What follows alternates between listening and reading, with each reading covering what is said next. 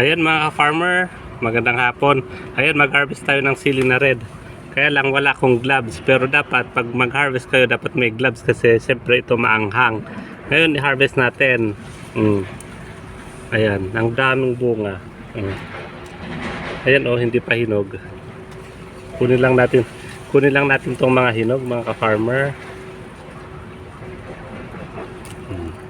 Kunin natin pati yung kwan para hindi masira agad.